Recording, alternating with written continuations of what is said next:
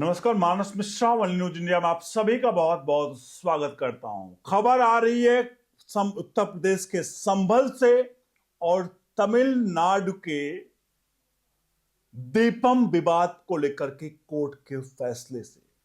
दोनों जगह कोर्ट के फैसले आए और कोर्ट का काम होता है किसी मामले की सुनवाई करके उस पर अंतिम निर्णय देना और उस निर्णय को इंप्लीमेंट ग्राउंड पर कराना राज्य सरकार के निर्देश पर या केंद्र सरकार के निर्देश पर मेनली राज्य सरकारों का है और उनके अधिकारियों का है। हम आज आपको दिखाने जा रहे हैं ये दो केस जहां कोर्ट के फैसले आए हैं और दोनों केस में एक मामला है उत्तर प्रदेश के संभल का, जहां योगी आदित्यनाथ मुख्यमंत्री हैं और उनकी पुलिस, जिनको कोर्ट से आदेश मिला कि आपको यह कार्यवाही संभल में करवानी है। उत्तर प्रदेश की पुलिस एक्टिव होती है और कार्रवाई पे जाती है।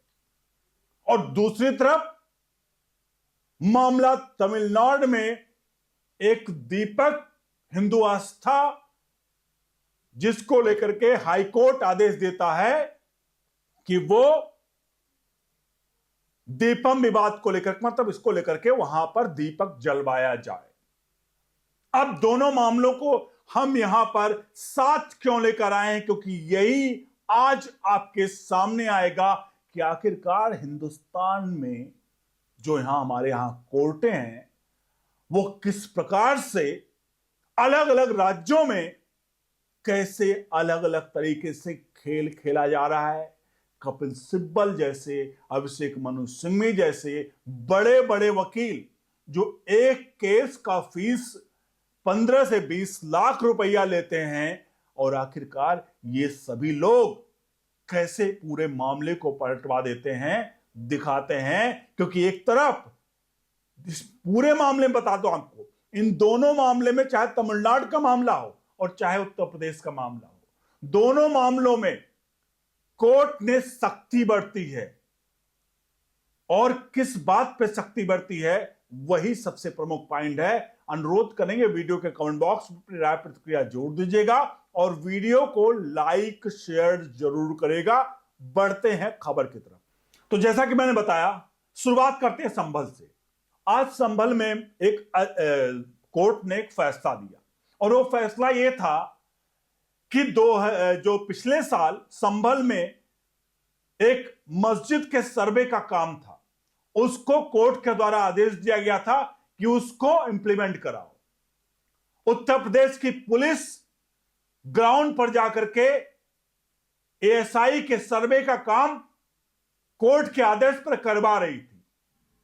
और उसके बाद क्या होता है, मुस्लिम भीड़ कोर्ट के आदेश को जो पुलिस पारित करवाने पहुंची थी, वो उसको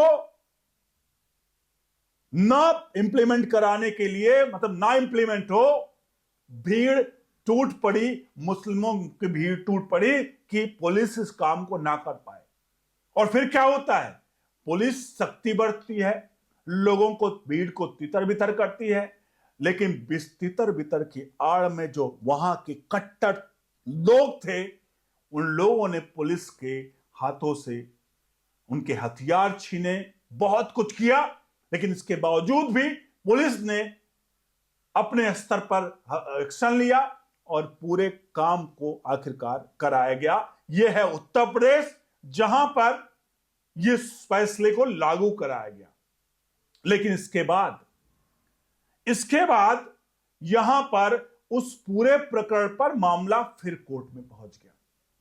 अब थोड़ा सा यहां मैं रोकूंगा, यहां इसलिए रुकूंगा कि अब हमें चलना पड़ेगा तमिलनाडु।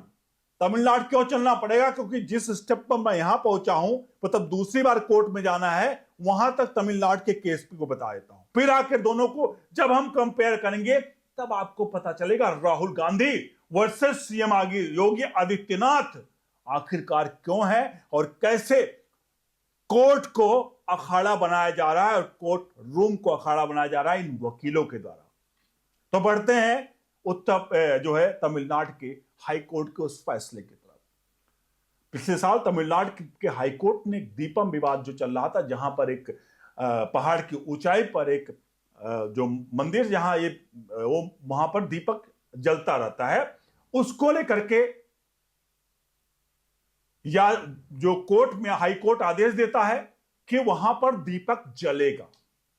अब आदेश हाई कोर्ट ने दिया कि वहां पर दीपक जलेगा।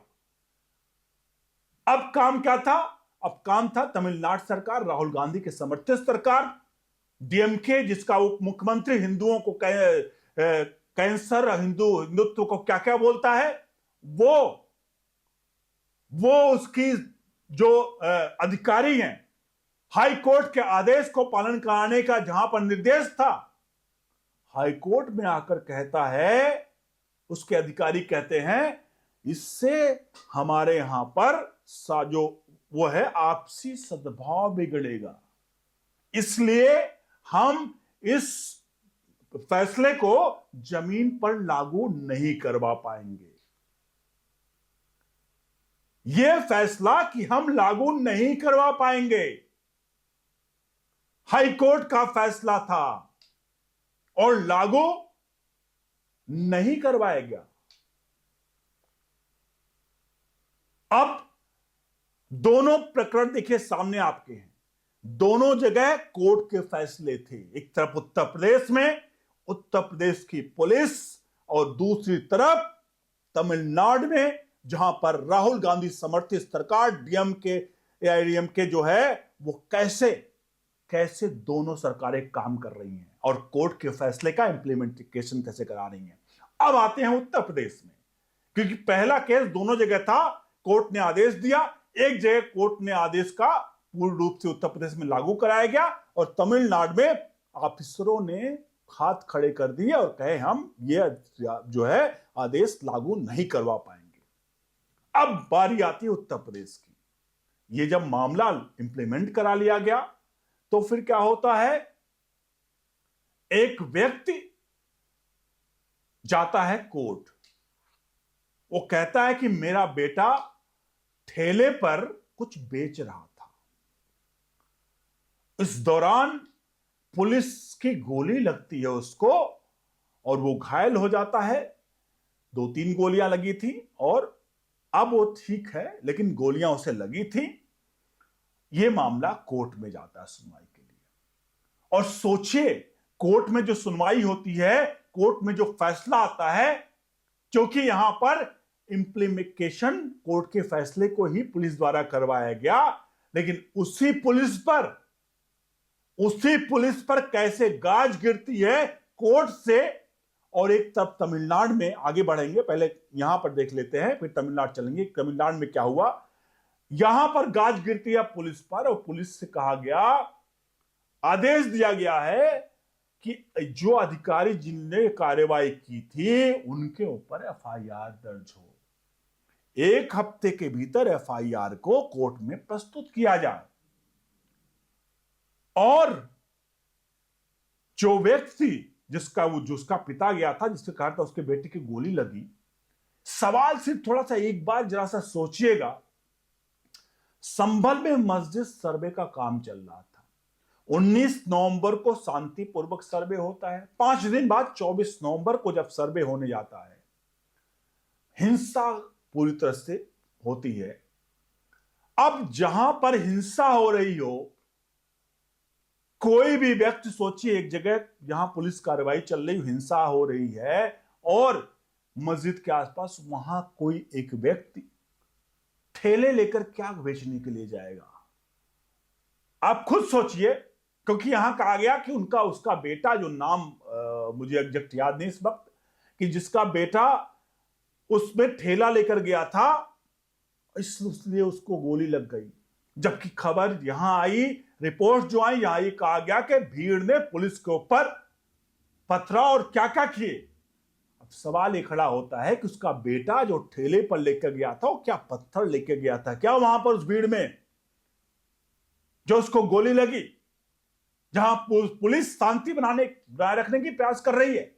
तो यहां पर अब कोर्ट से खेले हुआ कि भैया आदेश दिया गया है कि इनको जो है एफआईआर दर्ज करो, एसीपी आपको पता है अनुज चौधरी, जो दबंग, उनका स्टाइल दबंग एक्शन जो देखा गया संभल में, और संभल को पूरी तरह से कंट्रोल किया, अब उसका इनाम मिल रहा है कोर्ट की तरफ से। हालांकि कोर्ट के फैसले पर मैं सवाल नहीं खड़ा कर रहा हूं। कोर्ट में जो लोग जा करके गलत इधर उधर के सबूत पेश करते हैं, तो जज साहब को तो कुछ न कुछ बोलना ही पड़ेगा, मतलब जाहिर सी बात है, जज साहब को फैसला सुनाना ही पड़ेगा। तो साक्ष्यों के आधार पर, साक्ष्यों के छेड़छाड़ करके जिस तरह से प्रस्तुत किया गया, वो यहां पर उस पर फैसला सुनाया गया कि भैया अब इस पर एफआईआर दर्ज हो इन लोग के ऊपर। अब फिर तमिलनाडु चलना पड़ेगा हमें। तमिलनाडु क्यों चलना पड़ेगा?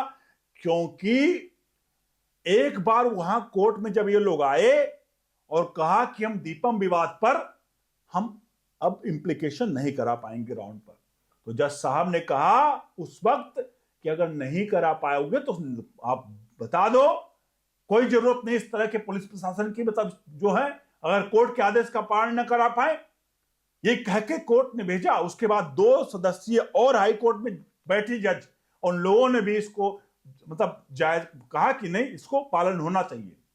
और अब तक इस पूरे मामले पर कोई भी कार्रवाई नहीं हुई। फिर से एक बार कोर्ट बैठी, फिर से एक बार जस्टिस साहब वहां बैठे तमिलनाडु में मद्रास हाई कोर्ट में, और जस्टिस साहब ने कहा कि अब तक ना आपका कोई लिखित चीज आई, कि कोई लिखित बयान आया आपका कोई चीज कि आखिरकार क्यों इंप्लीमेंट नहीं कराया गया। इस पर सवाल ये भी पूछा गया वहां पर तमिलनाडु में कि अगर दीपम विवाद था, जहां पर 15 मीटर के पास लगा हुआ एक दरगाह है, दरगाह में झंडा फहराया गया, आखिरकार उस झंडा फहराने का कोर्ट ने पूछा आदेश किसने दिया था, उस झंडा जो फहराया गया वहां पर एक धार्मिक उसका। तो वहां पर तमिलनाडु के जो अधिकारी थे पुलिस सरकार के, वो कह रहे हैं कि मेरे आदेश पर झंडा नहीं फहराया गया।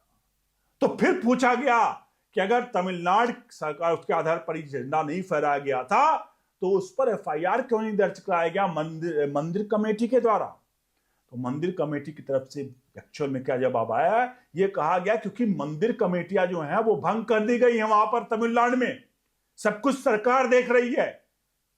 मंदिर ट्रस्ट भंग किए गए, सरकार देख रही है। अब सरकार के अधिकारी नियुक्त हैं उस ट्रस्टी में, वो देख रेख वो करते हैं।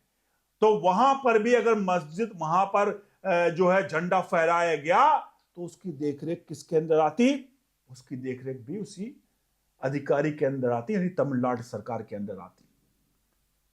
अब एक तरफ यहां पर भी कहा गया कोर्ट के लिए, कोर्ट ने कहा कि 2 फरवरी का आखिरी वक्त देते हैं आपको, 2 फरवरी तक इसका कुछ कंक्रीट जवाब दो, नहीं तो अधिकारी नपेंगे, अधिकारियों पर कार्रवाई होगी।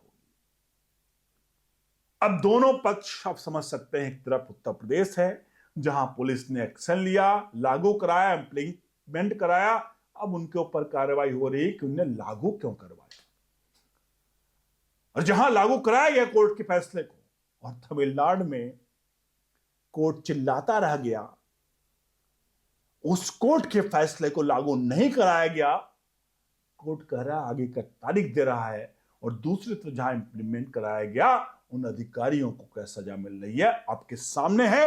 अधिकारियों पर एफआईआर दर्ज करने के निर्देश दिए गए हैं, और उधर तमिलनाडु में जहां राहुल गांधी की सरकार है, क्या कुछ वहां चल रहा है, वहां पर अब 2 फरवरी तक का वक्त दे दिया गया है।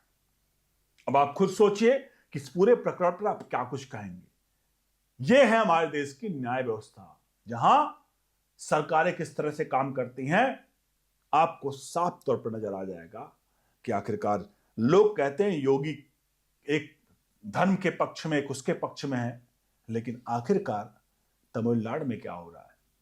और कोर्ट के फैसले को लागू करवाना, संविधान की बात करना, संविधान में लिखा हुआ है कि कोर्ट फैसला देगा और प्रशासन उसे, सरकार उसे लागू करवाएगी, लेकिन कोर्ट तो फैसला दे रहा है लेकिन सरकार लागू नहीं करवा रही है तमिलनाडु में वहां, और दूसरी तरफ उत्तर प्रदेश में लागू हो रहा है। तो यहां पर क्या हो रहा है, आप सभी से अनुरोध है पूरी वीडियो को अपने हित मित्रों को जरूर पहुंचाइए इसको, और वीडियो को लाइक शेयर जरूर करिए। ये बहुत बड़ा सच है हमारे देश का, कड़वा या चाहे जैसा अब आप कह सकते हैं। बने रहे ओनली न्यूज इंडिया के साथ। बहुत बहुत धन्यवाद।